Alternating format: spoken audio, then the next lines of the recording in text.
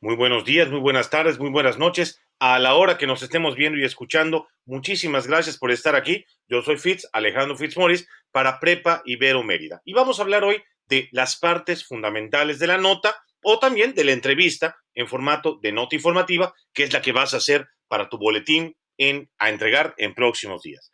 De entrada, y de manera muy concreta, una nota puede tener 5 partes fundamentales. La primera es el titular, o también llamada cabeza.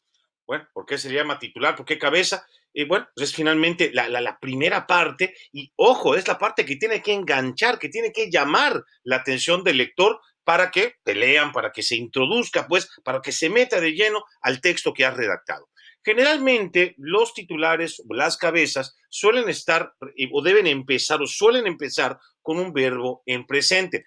Aquí sí hay verbo en presente, pero ojo, fíjate cómo no está al principio, porque la entrada o el titular está formulado de manera de pregunta, de forma interrogativa. O sea, al final todo vale. Lo importante es redactar nuestro titular, nuestra cabeza, de una manera atractiva, de una manera que interese al lector o lectora.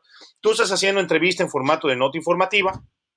Yo recomendaría que arrancaras con una declaración impactante de algo de interés o de lo que más haya interesado de lo dicho por el entrevistado, luego 2 puntos y dices quién es o explicas un poquito su profesión o si es experto en algo. Un poco ya tenemos que enlazar y dar el contexto de quién dice esta declaración.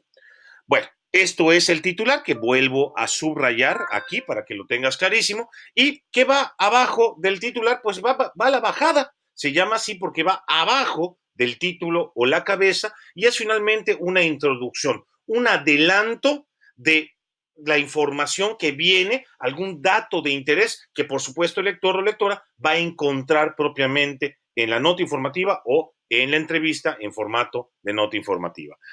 Generalmente suele ser más pequeña que el tamaño de letra del titular, pero suele ser más grande que el tamaño de letra de los párrafos que ya constituyen propiamente la nota como tal. Fíjate acá de qué tamaño está el texto. Aquí pues es un tamaño bastante grande, es arriba de 20, y aquí pues vemos un tamaño de 16, que comparado con el primer párrafo, sí es evidentemente más grande. Perdón, antes de que se me vaya, esto no lo mencionó, no entra en las 5 partes fundamentales, pero siempre es muy importante y te voy a pedir en tu boletín que esté la firma de los reporteros. Aquí además ponen la sección, ponen la fecha, ponen la hora. No va a ser necesario en nuestro caso poner la fecha ni la hora junto a la nota. Vamos a poner la fecha en la cabecera de la publicación, pero sí será importante poner quién escribió la información.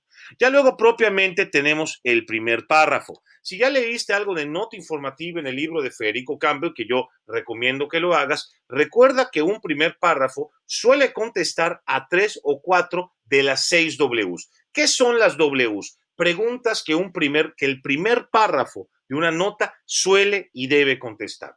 Estos son el quién, el qué, el cuándo, el cómo, el dónde y el por qué. Si te fijas, por ejemplo, Marta Delgado, subsecretaria de Asuntos Multilaterales y Derechos Humanos de la CRE, es el quién de la información. Y el qué detalló. ¿Qué detalló? Que esta semana comienza en México la aplicación de la dosis de la vacuna en fase 3 que desarrolla el laboratorio chino, tarara. ¿Y por qué detalló esto? Pues para hacer frente a la pandemia. Oye, el cuándo no lo contesta, bueno, ya está de alguna manera implícito en la fecha que nos está dando la nota. En fin, no siempre se tienen que contestar las 6 Ws en el primer párrafo, pero sí es importante que te fijes de contestar al menos 3 de estas 6 Ws. Las siguientes partes de la nota sería el desarrollo y el remate, que son muy fáciles de reconocer. Este es el primer párrafo y todos los párrafos que siguen son el desarrollo. Y por último, tenemos el último párrafo al cual se le va a llamar remate. Me quedan 10 segundos y cierro con esto. Siempre estructúrate nota o tu entrevista en formato de nota de lo más importante a lo menos importante, para que el lector pueda leer los primeros párrafos y saber la esencia de la información. Muchísimas gracias.